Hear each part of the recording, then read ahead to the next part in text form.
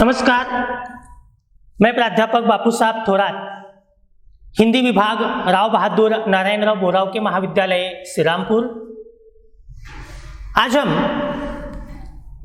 नाटक और एकांकी इन दोनों साहित्य प्रकारों की तुलना करेंगे। द्वितीय वर्ष कला DSE 1B अर्थात DSC इस विशेष विषय के अंतर्गत चतुर्थ सत्र में साहित्य के भेद इस विषय में नाटक और एकांकी इन दोनों साहित्य प्रकारों का अध्ययन हमें करना है। साथ ही उन साहित्य प्रकारों की तुलना भी हमें करनी है। अब जैसा कि हम जानते हैं, नाटक और एकांकी इन दोनों साहित्य विधाओं में कुछ समानताएं भी देखी जा सकती है, तो काफ़ी मात्रा में विशेषताएं या विषमताएं भी हमें देखने को मिलती है। तो आज हम इनकी समानता और विषमता दोनों की ओर नज़र डालेंगे। सबसे पहले इन दोनों के बीच की समानताओं को देखते हैं। तो सामान्यतः नाटक और एकांकी ये दोनों साहित्य प्रकार दृश्य काव्य के अंतर्गत आते हैं। मतलब दृश्य काव्य अर्थात इंद्रिय बोध के आधार पर जो काव्य के दो भेद माने हैं, एक तो श्रव्य काव्य और दूसरा दृश्य काव्य, अर्थात जो काव्य रंगमंच पर प्रस्तुत किया जाता है और जिसे आंखों से देखा जा सकता है उसे दृश्य काव्य कहते हैं, अर्थात उनकी प्रस्तुति रंगमंच पर होती है। इसलिए नाटक और एकांकी ये दोनों ही ऐसी विधाएं हैं कि जिनकी प्रस्तुति रंगमंच पर होती है, इस कारण दोनों का समावेश दृश्य काव्य में होता है। तो ये उनके बीच एक समानता हम मान सकते हैं। दूसरा है, दोनों में अभिनयता का समावेश होता है, क्योंकि रंगमंच पर किसी भी कथा को या किसी भी साहित्य को प्रस्तुत करने के लिए अभिनेताओं की जरूरत होती है और अभिनेता अपने कुशल अभिनय के माध्यम से उसकी कथा को रंगमंच पर साकार करते हैं, पात्रों को रंगमंच पर साकार करते हैं। इसलिए कायिक, वाचिक, सात्विक, आहार्य चारों ही प्रकार के जो अभिनय हैं उनकी नाटक और एकांकी दोनों में अत्यंत महत्वपूर्ण आवश्यकता मानी जाती है। इसलिए ये दोनों के बीच की एक प्रमुख समानता है। तीसरी समानता है कि नाटक और एकांकी दोनों के बीच एक कथात्मकता होती है, क्योंकि दोनों का नींव जो है, मूल जो है वह कथा है। क्योंकि कथा के बिना कथन परक साहित्य अर्थात नाटक, एकांकी, उपन्यास वगैरह इनकी रचना नहीं हो सकती। इसलिए इनमें कथा जरूरी है। नाटक में भी कथा होगी और एकांकी में भी कथा होगी। अब वो कथा एक जैसी नहीं होगी, वो हम विषमता में आगे देखेंगे, लेकिन दोनों में नींव कथा है। साथ साथ कथा का विभाजन नाटक के दृष्टिकोण से कुछ अंकों में किया जाएगा, एकांकी में तो एक ही अंक होगा, इसलिए अंकों का सवाल नहीं आता। लेकिन फिर अंकों के अंतर्गत छोटे छोटे दृश्यों में कथा का विभाजन होगा। मतलब दोनों के अंतर्गत, दृश्य के अंतर्गत कथा का विभाजन करना भी जरूरी होगा। तो ये एक समानता हम कह सकते हैं।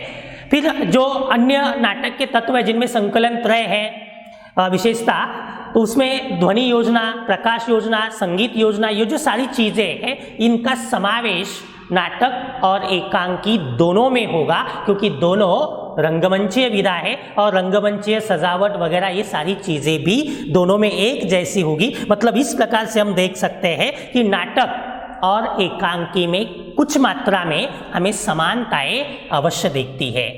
लेकिन इसका तात्पर्य ये नहीं है कि दोनों बिल्कुल एक विधा है, दोनों बिल्कुल समान विधा है, ऐसा नहीं है। दोनों स्वतंत्र रचनाएं हैं, स्वतंत्र साहित्य प्रकार है, अतः दोनों की अपनी अपनी स्वतंत्र रचना शैली भी है।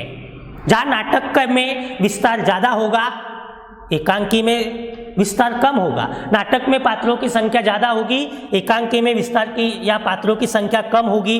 नाटक में अनेक पहलू आ जाएंगे, एकांकी में किसी एक विशेष पहलू पर ध्यान दिया जाएगा। तो इस तरह से दोनों में कुछ समानताओं के बावजूद अनेक विषमताएं, अनेक अंतर हमें देखने को मिल सकते हैं।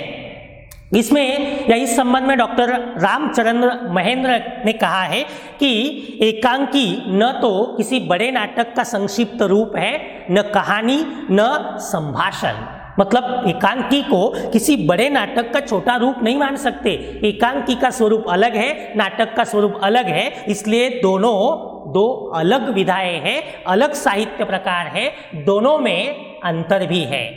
अब इन दोनों के बीच जो अंतर है या जो विषमताएं हैं, इनको हम इन कुछ प्रमुख तत्वों के माध्यम से या कुछ प्रमुख मुद्दों के माध्यम से समझ सकते हैं। इसके लिए जो आवश्यक मुद्दे हैं वह एक तो कथा वस्तु, तो सबसे पहले कथा वस्तु के दृष्टिकोण से क्या अंतर है इसे हम व्यक्त कर सकते हैं। फिर है पात्र और उनका चरित्र चित्रण, इस दृष्टि से भी अंतर जो है वह हम दिखा सकते हैं। संवादों के दृष्टिकोण से अंतर, देश काल वातावरण के दृष्टिकोण से दोनों के बीच का अंतर, या उद्देश्य के दृष्टिकोण से दोनों के बीच का अंतर, भाषा शैली या अन्य जो रचना पद्धतियां है, इस दृष्टि से भी दोनों के बीच अंतर है। तो इस अंतर को अब हम यहाँ देखेंगे। अब नाटक और एकांकी में कथा के दृष्टिकोण से सबसे पहला अंतर है, नाटक में एक दीर्घ कथा का प्रयोग किया जाता है, अर्थात उसमें कथा का विस्तार अधिक होता है।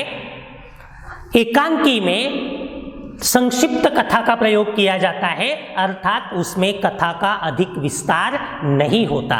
तो जहाँ नाटक में कथा का विस्तार बहुत अधिक है, एकांकी में कथा का विस्तार कम है, संक्षिप्त है। ये इनका बीच का पहला अंतर है। नाटक और एकांकी के बीच का दूसरा अंतर ये बताया जा सकता है कि नाटक आमतौर से 3 या 5 अंकों का होता है। मतलब नाटक में जैसे हमने देखा कि कथा का विभाजन 3 या 5 अंकों में किया जाता है, एकांकी में एक ही अंक होता है। तो नाटक 3 या 5 अंकों का है, एकांकी एक ही अंक की है, एक ही अंक का होता है। तो ये उनके बीच का एक अत्यंत महत्वपूर्ण अंतर या विषमता होती है। तीसरा अंतर यह बताया जा सकता है कि नाटक की कथा ज़्यादा बड़ी होने के कारण उसमें अनेक प्रकार की छोटी छोटी कथाएं आ सकती है, जिसमें आधिकारिक कथा, प्रासंगिक कथा, इनका प्रयोग आवश्यकता अनुसार किया जा सकता है। अर्थात एक मूल कथा होगी जिसे हम आधिकारिक कथा कहते हैं, वह तो होगी, लेकिन उसके साथ साथ आवश्यकता के अनुसार छोटी छोटी प्रासंगिक कथाओं का समावेश भी नाटक में किया जा सकता है। लेकिन एकांकी में प्रासंगिक कथाओं के लिए स्थान नहीं होगा, उसमें केवल आधिकारिक या जो मुख्य कथा होती है वही होगी, उसमें प्रासंगिक कथाएं नहीं होगी। नाटक और एकांकी के दृष्टि से चौथा अंतर यह बताया जा सकता है कि नाटक की कथा वस्तु में घटनाओं की विविधता होगी। मतलब उसमें अनेक घटनाएं, अनेक प्रसंग हमें देखने को मिल सकते हैं, लेकिन एकांकी में किसी एक पहलू या किसी एक घटना को ही अधिक महत्व दिया जाएगा। इसका मतलब यह है कि जितनी विविधता नाटक में घटनाओं के दृष्टिकोण से होगी, उतनी घटनाओं के दृष्टिकोण से विविधता हमें एकांकी में देखने को नहीं मिलेगी, बल्कि उसमें एक रूपता हमें अधिक मात्रा में देखने को मिलेगी।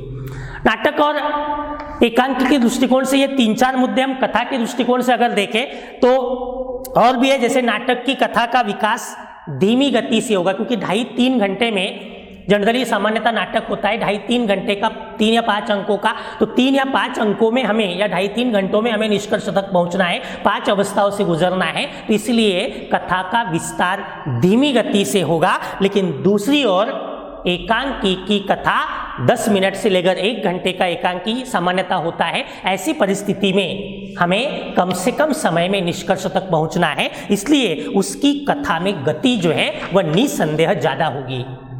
अब कथा के विकास की अवस्थाएं देखें तो दोनों में कथा के विकास की 5 ही अवस्थाएं हैं, लेकिन उनका स्वरूप अलग है। नाटक की कथा का विकास आरंभ, प्रयत्न, विकास, चरम सीमा और अंत। आरंभ, प्रयत्न, विकास, चरम सीमा और अंत, इन 5 अवस्थाओं से नाटक की कथा का विकास होगा। तो एकांकी के कथा का विकास प्रारंभ, नाटकीय स्थल, द्वंद्व, चरम सीमा और अंतिम परिणति। प्रारंभ, नाटकीय स्थल, द्वंद्व, चरम सीमा और अंतिम परिणति, इन 5 अवस्थाओं से होगा। मतलब भले ही दोनों में 5-5 अवस्थाएं हैं, लेकिन उनका स्वरूप थोड़ा सा अलग अवश्य है। नाटक में संधियां, कार्यावस्थाएं, अर्थ प्रकृतियां, इनका भी समावेश किया जाता है। एकांकी में संधियां, कार्यावस्थाएं या अर्थ प्रकृतियों का समावेश प्रायः नहीं हो सकता। कभी कभी थोड़ी बहुत मात्रा में आ सकता है, लेकिन जितना व्यवस्थित रूप से समावेश नाटक में होगा, उतनी व्यवस्थित रूप से इनका समावेश एकांकी में नहीं होगा। नाटक की कथा ज़्यादा बड़ी है, जिसके कारण नाटक की कथा में अधिक मात्रा में फैलाव होगा, ज़्यादा विस्तार होगा, लेकिन एकांकी की कथा फैली हुई नहीं होगी, बल्कि उसमें अधिक मात्रा में घनत्व होगा या अधिक मात्रा में उसमें एकत्व देखा जाएगा। नाटक 2.5 या 3 घंटे का होगा, एकांकी 10 मिनट से 1 घंटे तक की होगी। तो कुल मिलाकर अगर इसमें देखा जाए तो कथा वस्तु की दृष्टि से नाटक और एकांकी के बीच हमें अनेक अंतर देखने को मिलते हैं, जिसमें एक अंतर ये भी बताया जा सकता है कि नाटक की कथा का गठन में शिथिलता होगी, उसमें घटनाओं में वेग कम होगा, क्योंकि घटनाएं थोड़े धीमे गति से आगे बढ़ेगी, लेकिन वही एकांकी की कथा के गठन में क्षिप्रता अधिक होगी, घटनाओं में वेग भी अधिक होगा, अधिक वेग के साथ घटनाएं आगे बढ़ेगी। तो कुल मिलाकर कथा वस्तु भले ही दोनों का मुख्य तत्व है, लेकिन इसके बावजूद दोनों की कथा वस्तु में हमें अनेक प्रकार से अंतर देखने को मिलते हैं। अब पात्रों की दृष्टिकोण से विचार करें तो नाटक में पात्रों की संख्या अधिक होगी, एकांकी में पात्रों की संख्या कम होगी। तो ये तो उनके बीच प्रमुख है, क्योंकि एकांकी छोटा साहित्य प्रकार है, कम समय का है, इसलिए पात्र कम होंगे। नाटक में उसकी तुलना में कथा बड़ी है, इसलिए अपने आप पात्रों की संख्या ज़्यादा हो जाएगी। अगला है, नाटक में पात्रों का विस्तार से चरित्र चित्रण होगा, उनके अनेक गुण दोषों का अंकन उसमें हो सकता है।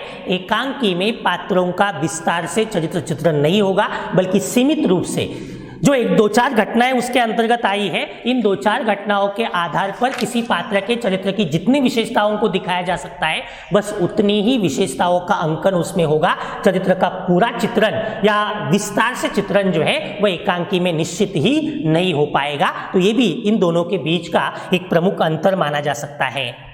अगला है, नाटक के जो चरित्र है उनके चरित्रों में अधिक उतार चढ़ाव होगा, मतलब कभी चरित्र अच्छे फिर बुरे, तो ये उतार चढ़ाव उनके चरित्रों में चलता रहेगा। लेकिन एकांकी में पात्रों के चरित्रों के अंतर्गत ये उतार चढ़ाव देखने को नहीं मिलेगा। मूलतः पात्र जो मूल परिस्थिति में होंगे वही अंत तक जाएंगे, ज़्यादा उतार चढ़ाव की वह अपेक्षा हम नहीं कर सकते हैं। तो कुल मिलाकर पात्रों के दृष्टिकोण से भी देखा जाए तो नाटक और एकांकी में काफ़ी अंतर हमें देखने को मिलता है।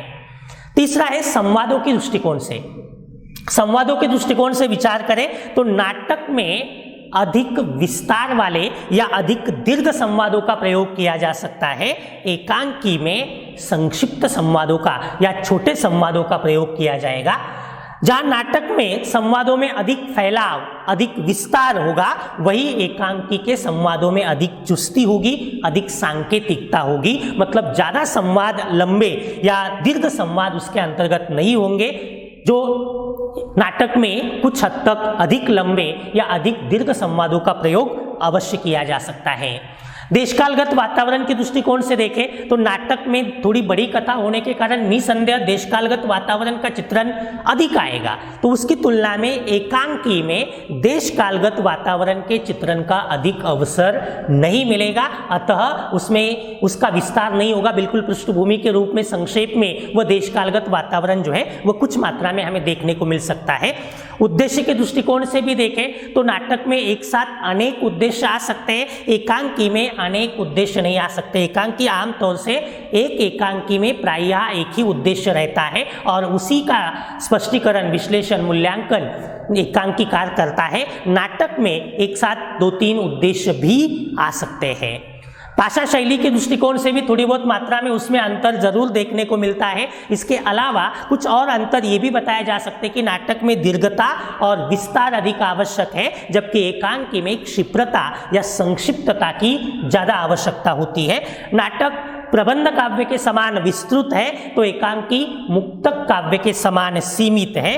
नाटक में भाव, विचार, घटनाएं, पक्ष, समस्याएं, इनका व्यापक मात्रा में चित्रण हो सकता है, लेकिन एकांकी में किसी एक ही भाव, एक ही विचार, एक ही घटना का या एक ही समस्या का चित्रण होगा, उसमें नाटक जैसी विविधता देखने को नहीं मिलेगी। नाटक में क्षिप्रता ज़्यादा मात्रा में होगी, संक्षिप्तता क्षिप्रता या नाटक में क्षिप्रता या संक्षिप्तता की ज़्यादा आवश्यकता नहीं होगी, बल्कि धीमी गति से काम चलेगा, जबकि दूसरी ओर एकांकी में क्षिप्रता, संक्षिप्तता आदि जो है वह अधिक आवश्यक मानी जाएगी। तो इस तरह से यद्यपि जैसे हमने देखा कि यद्यपि दोनों ही साहित्य प्रकार दृश्य काव्य के हैं, दोनों ही रंगमंच पर प्रस्तुत होने वाली विधाएं हैं, इसके बावजूद दोनों का स्वरूप, दोनों की रचना शैलियाँ या दोनों का कुल मिलाकर स्ट्रक्चर अलग है। इस कारण नाटक और एकांकी दोनों अलग साहित्य प्रकार है, दोनों में काफी अंतर भी हमें देखने को मिलता है। तो इस प्रकार से नाटक और एकांकी की तुलना है। धन्यवाद।